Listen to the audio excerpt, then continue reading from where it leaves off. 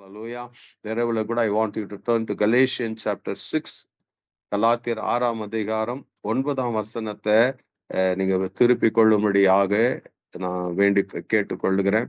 அதுல அப்போஸ்தலனாகிய பவுல் கலாத்தியால இருக்கிற திருச்சபைக்கு ஒரு என்கரேஜிங் வேர்டு, உற்சாகமான வார்த்தை எழுதியிருக்கிறதை நம்ம அந்த இடத்துல பார்க்கலாம். அவர் என்ன சொல்றாரு? நன்மை செய்கிறதுல சோர்ந்து போகாமல் இருப்போமாக, நாம் தளர்ந்து போகாதிருந்தால் ஏற்ற காலத்தில் அறுப்போம்.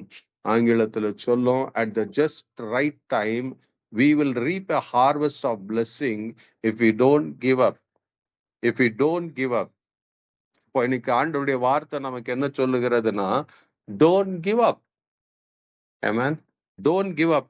சூழ்நிலைகள் எப்படி இருந்தாலும், எதுவாக இருந்தாலும், இன்னைக்கு கர்த்தர் நமக்கு சொல்லி கொடுக்கிற வார்த்தை என்னன்னா, don't give up. Amen. Hallelujah. Don't give up. Because God, எதுக்குன்னா தேவன் இன்னும் he seated on the throne, our சிங்காசனத்துல வீற்றிருக்கிறார். Amen. அவர் உங்களை உள்ளங்கையில் வரைந்து வைத்தார். God has not forgotten you. உங்களை மறந்து விடல, உங்களை ஒதுக்கி விடல, உங்களை தள்ளி விடல, நீங்க வேண்டாம் என்று சொல்லல அவர். Amen. Even though we have not lived according to அவருடைய அழைப்பும் அவருடைய சத்தத்துக்கும் நம்ம கீழ்ப்படியாம வாழ்ந்திருந்தாலும், ஏதோ ஒரு பாகத்துல இருதயத்துல அவரை திரும்ப திரும்ப நம்மை தேடுகிறபடினால அவர் நம்மை மறந்து விடல. தாய் மறந்தாலும் அவர் மறக்காதவர். ஒரு தாய் தேற்றுவது போல நம்மை தேற்றி கொண்டுதான் இருக்கிறாரு. ஆமென். அவர் ஏசாயா 46 சொன்னபடி, தாங்கினேன், ஏந்தினேன், சுமந்தேன், இதுவரைக்கும் செய்து வந்தேன், இனிமேல் அப்படி செய்வேன் என்று சொல்லவர் அவர் செய்து கொண்டுதான் இருக்கிறார்.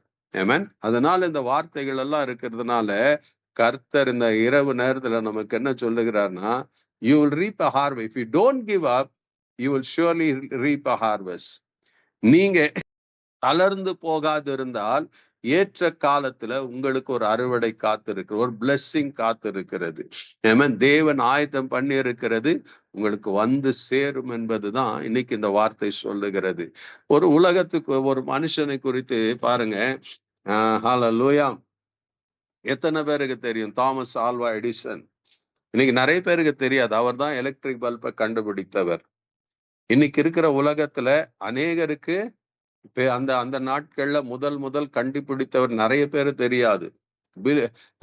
ஹல்லேலூயா. ஆல்பர்ட் ரைட், வில்பர் ரைட், யாருக்கும் தெரியாது. எவ்வளவு பேருக்கு தெரியும் தெரியாது. அவர்கள் தான் the first person to ஏரோப்ளைனை கண்டுபிடித்தவர்கள். கிரஹம்பெல், அவர் ரேடியோவை கண்டுபிடித்தவர். இப்படி அநேகருடைய அவர்கள் ஆரம்ப கட்டத்துல கண்டுபிடித்தவர்கள் அவர்கள் தான். அதுக்கப்புறம் அது டெவலப் ஆனது. இன்னைக்கு நம்ம லைட்டு கூட பாத்தீங்கன்னா, இன்னைக்கு பல்பு நம்ம வீட்டுல எந்த வீட்லயும் என்ன பண்றது இல்லைங்க, அந்த எலக்ட்ரிக் பல்பை யூஸ் பண்றது இல்லை. இன்னைக்கு எதை யூஸ் பண்றாங்க? எல்இடி பல்ப்ஸ்ன்னு வந்துருச்சு.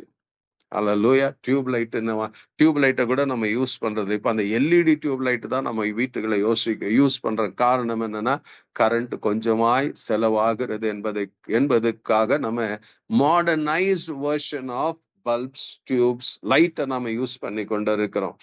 இந்த அல்லேலூயா, இந்த மனுஷனுடைய எடிசனுடைய வாழ்க்கை கவனிச்சு பாத்தீங்கன்னா, அந்த முதல்ல அந்த லைட்டை கண்டுபிடிக்கும் போது அவர் உடனே ஏதோ ஒரு எக்ஸ்பெரிமெண்ட் பண்ணாரு, அதை கண்டுபிடிச்சிட்டாருன்னு there is no history. அவர் சொல்லுகிறது, ஹல்லேலூயா, அவருடைய வாழ்க்கையில இந்த எலக்ட்ரிக் பல்பை கண்டுபிடிக்க கிட்டத்தட்ட 2 வருஷங்கள். ஹல்லேலூயா. It took more than 2 years to invent that electric bulb. ஆமென். அந்த கண்டுபிடிக்கிறதுக்கு முன்னாடி ஒவ்வொரு முறையும் அவர் கண்டுபிடிக்கும் போது, அதை செய்யும் போது இட் எண்டட் இன் ஃபெயிலியர். ஒவ்வொரு முறையும், ஒரு நாள் 2 நாள் இல்ல, ஒவ்வொரு முறை படிச்சு அவருடைய இன்னைக்கு இருக்கிற அவர் எழுதினதுதான் நாம இன்னைக்கு வச்சு என்ன பண்றோம், அந்த தியரியை நாம பார்த்து செய்யலாம். பட் அந்த நாள் he was the one who wrote the theory. ஹல்லேலூயா. அதனால அவர் ஒவ்வொரு முயற்சியிலும் தோல்விகளை சந்தித்தவர் அவர். Amen. Every time he tried, it ended in failure.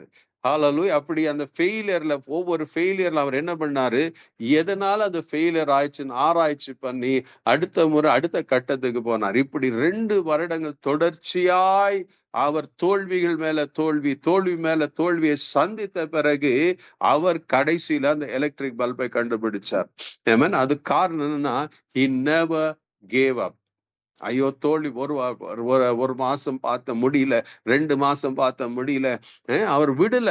1 வருஷம் பார்த்த முடியல, 2 வருஷங்கள்.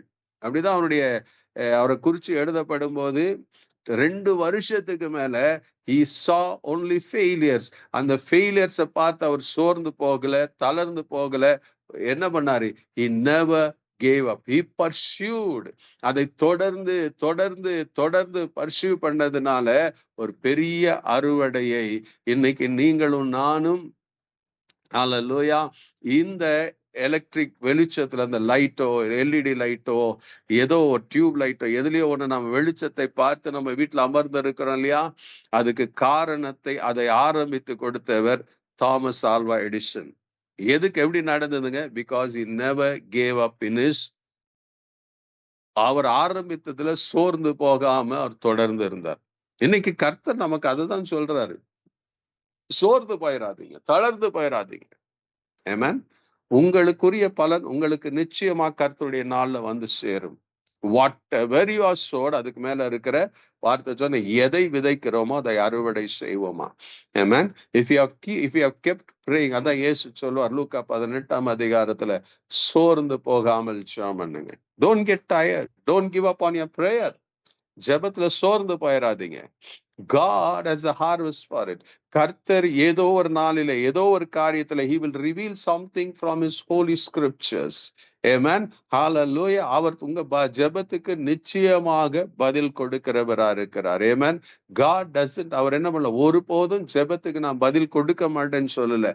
If you are a child of God, நீங்க அந்த பைபிள்ல சொல்லும், அந்த விதவை எப்படி அந்த அநீதியான ஜட்ஜை தொடர்ந்து அவள் தொடர்ந்து நச்சரித்ததுனால அவன் ஒரு நாள் தன் மனசுக்குள்ள சொன்னானா, இந்த விதவை என்கிட்ட வந்து திரும்ப திரும்ப என்ன நச்சரிக்காதபடி அவளுக்கு நீதி செய்வேன் என்று.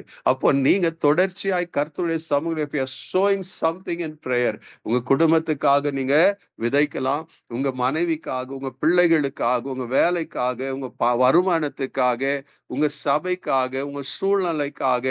Hallelujah. If you are continue to pray, hallelujah, நீங்க ஜெபத்துல ஒவ்வொரு நாளும் அவர்களை நினைத்து விதைக்கும் போது, every day you keep on showing, amen, அவர்களை நினைத்து ஸ்தோத்திரம் பண்ணி நீங்க ஜெபத்துல அவர்களை நாமத்தை விதைத்து கொண்டிருக்கும் போது நிச்சயமாக ஒரு நாளில அதனுடைய அறுவடையின் பலனை காண்பீர்கள். If your marriage in a shattering position, just keep praying, don't give up on your prayer. அதோடைய அர்த்தம் என்னன்னா, நீங்க தொடர்ந்து தோல்விகளையே எல்லா பேட் நியூஸ் நீங்க கேட்டுக்கொண்டு இருக்கும் போது, if you are going to hope in God, trust in God, don't give up in prayer, ஜெபத்துல தளர்ந்து போகாம இருப்பீங்கன்னா உங்களுக்கு நல்ல செய்தி உங்களை தேடி வரும். Amen. God has not given up on you. உங்களை கர்த்தர் விட்டு விடல. Amen. And if God has not left you, உங்களை அதான் தாவீது சொல்லுவார், கர்த்தர் என் பட்சத்துல இருக்கிறதுனால மனுஷன் எனக்கு என்ன செய்ய முடியும்? God is on your side. God is always with you. நான் உன்னை விட்டு விலக மாட்டேன், உன்னை கைவிட மாட்டேன் என்று சொன்னவர் is always there with you. ஆனா என்ன ஒரு காரியம்னா, அடிக்கடி பிசாசு வந்து நம்ம சொல்லுவான், பொய்ய சொல்லுவான், தேவன் உன்னோட இல்ல, உனக்கு காரியங்கள் நடக்காத போது கிவ் அப்ன்னு சொல்லி கொடுக்கிறவன் அவன் தான். விட்டுரு, எதுக்கு ஜெபிக்கிற, எதுக்கு உபவாசம் பண்ற, எதுக்கு சர்ச்சுக்கு போற, எதுக்கு ஆராதிக்கிற, எதுக்கு பைபிள் படிக்கிறன்னு அவன் தான் என்ன பண்ணுவான், உங்களை அந்த பாதையில. he knows very well God is a God Almighty. அவர் என்ன, ஜெபத்தை கேட்கிறவரா இருக்கிறார். அவர் உரிய காலத்துல அந்த ஜெபத்துக்கு பதிலை கொடுத்து விடுவார் என்று பிசாசுக்கு நல்லா தெரியும். உங்களுக்கு தெரியுதா இல்லையா? அவனுக்கு நல்லா தெரியும். அல்லேலூயா. அதனாலதான் இயேசு சொன்னா, நீங்க ஜெபத்துல எவைகளை கேட்பீர்களோ அதை பெற்று கொண்டீர்கள் என்று விசுவாசிகள். இப் ஜீசஸ் அந்த ஜெபத்துக்கு பதில் அவர் கொடுப்பது இல்லைன்னு சொல்லி நினைச்ச சித்தம் கொண்டிருந்தார்னா, he wouldn't have used that word. பெற்று கொண்டீர்கள் என்ற வார்த்தையை அவர் பயன்படுத்தி இருக்கவே முடியாது. Amen. He knew what is going to happen. உங்க ஜெபத்திற்கு பின்னாடி அது எப்படி நடக்க போகிறது என்பது அவருக்கு தெரியும். ஆமென். உங்க பிள்ளைகளுக்கு திருமண காரியம் நடக்கலையா? Keep praying, keep praying, keep trusting. அவர் இடத்துல ஜெபம் பண்ணுங்க, அவரை மாத்திரம் நம்பிருங்க. ஹல்லேலூயா. உங்க கண்ணீர் அழுகிறீங்களா? அழுங்க. கண்ணீரை அதை முடிஞ்ச பிறகு கண்ணீரை தொடச்சு கொண்டு ஆண்டவருக்கு ஸ்தோத்திரம் பண்ணுங்க. ஹல்லேலூயா. நாளைக்கு இன்னைக்கு இரவு தான் தாவீது சொல்லுவாரு, மாலையில அழுகை என்றால் காலையில அக்களிப்பு. Lord, the day may be ending with darkness. நம்பிக்கையற்ற தன்மை இருக்கும், மறுபடியும் ஒரு உதயம் வரும், மறுபடியும் வெளிச்சம் வரும். அந்த வெளிச்சம் வருகிறது போல உங்களுக்கு ஒரு நன்மையான காரியம் வரும். உங்களுக்கு ஒரு நன்மையான காரியம். God will never fail you. Amen. ஹalleluya. அடிக்கடி ஒரு மிஷனரியை குறித்து சொல்லுகிற ஒரு மிஷனரியை பத்தி எனக்கு ரொம்ப பிடிச்சவர். அவர் பேர் ஜான் ஹைடு. அவருக்கு he was from அமெரிக்கா, இல்லியோனஸ்ல இருந்து வந்தவர். அந்த வாலிப வயதிலேயே he gave his life to God. அவருக்கு மிஷனரி அழைப்பு வந்ததுனால he came to India as a missionary. அவருடைய ஹெட் குவார்ட்டர் எங்க வச்சார்னா he was in Punjab. Amen. Hallelujah. He was very fragile. அதிக பலவீனமானவர். Amen. அவருக்கு பஞ்சாப் மொழி தெரியாது, ஹிந்தி தெரியாது. பட் ஒன்னே ஒன்னு அவருக்கு தெரியும், he knew to pray. He knew to pray. Amen. He couldn't take the gospel. He couldn't take அது இயேசு பத்தி சொல்ல தெரியாத ஒரு சூழ்நிலையில ஒன்றுதான் அவர் திரும்ப திரும்ப செய்தார். He knelt before God day and night. He poured his heart. தன்னுடைய இருதயத்தை ஊற்றி அவர் ஜெபிக்க ஆரம்பித்தார். Amen. அது ஒரு நாள்ல 2 நாள்ல நடக்கல. ஹல்லேலூயா. அவருடைய சரித்திரம் போது சொல்லுது, 7 years he struggled. He prayed, ஆண்டவரே give me souls or I will die ன்னு சொல்லக்கூடிய அளவுக்கு அவருடைய ஜெபம் இருந்தது. Amen. He didn't know, எப்படி போய் preach பண்ண தெரியாது. Amen. But his prayer was so powerful. அதுக்கு அடுத்து பாத்தீங்கன்னா people came in hundreds and thousands and got saved. Amen. அவர் எங்க பெரிய preaching எல்லாம் பண்ணல, பெரிய preach எல்லாம் பண்ணல. Amen. Preaching அங்க மற்றவர்கள் preach பண்ணும்போது he will be praying. He will be on his knees praying to God, crying for the souls. ஆத்துமாக்களுக்காக அவர் அழுது புலம்பிக் கொண்டு இருப்பார். அதனாலதான் ஜான் ஹைடுக்கு இன்னொரு பேர் வைத்தாங்க, praying Hyde. அவருக்கு ஒரு பெயர் வைக்கப்பட்டது. He never gave up in prayer.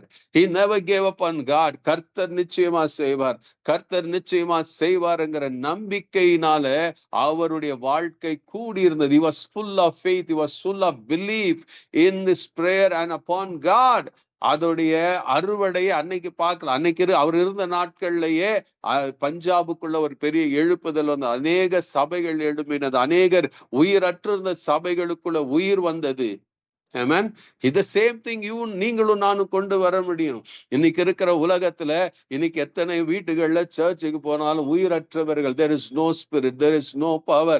நீங்க உண்மையா நீங்க ஜெபிக்கும் போது, நீங்க விட்டு கொடுக்காம நீங்க ஜெபம் பண்ணும் போது, இடைவிடாம ஜெபம் பண்ணும் போது, you will see that harvest. உங்க குடும்பத்துக்காக, உங்க சொந்தங்களுக்காக, உங்க ஃப்ரெண்ட்ஸுக்காக, if you don't give up on your prayer, you will reap a harvest. உங்களுக்கு ஒரு அறுவடை காத்திருக்கிறது என்பதை மாத்திரம் மறந்துடாதீங்க.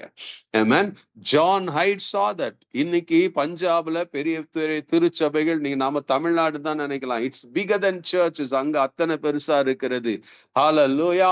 அந்த இடத்துல பாத்தீங்கன்னா இன்ன வரைக்கும் no people, மற்ற யாருமே அங்க சேலஞ்ச் பண்ண முடியாத அளவுக்கு கர்த்தருடைய மகிமை பஞ்சாப்ல நிரம்பி இருக்கிறது. More people are coming to Christ.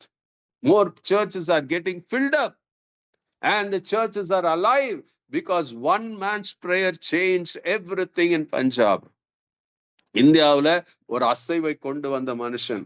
So you may be that man, you may be that woman.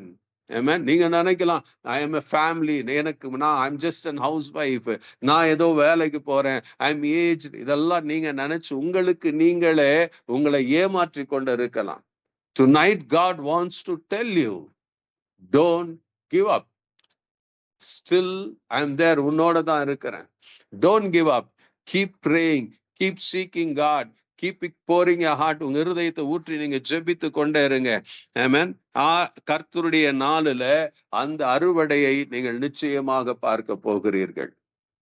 You will see a great harvest, a great reward. உங்க ஜெபத்துக்கும் உங்கள் பர்சிவியரன்ஸுக்கும் உங்களுடைய உண்மைக்கும் ஒரு அவார்டு கர்த்தரை கொடுக்க போகிறார். You will see it. உங்க கண்கள்ல பார்க்க போகிறீங்க. As you continue to pray, உங்க கண்களுக்கு முன்னாடியே உங்க குடும்பத்துல உங்க சொந்தமானவர்கள் தெரிந்தவர்கள் இருக்கிற பிரச்சனைகள் மாற போகிறதை நீங்க பார்ப்பீங்க. அவளை பிசாசினால் கட்டி வைக்கப்பட்டு இருக்கிற சங்கிலிகள் அருந்து போகிறதை நீங்க பார்க்க முடியும்.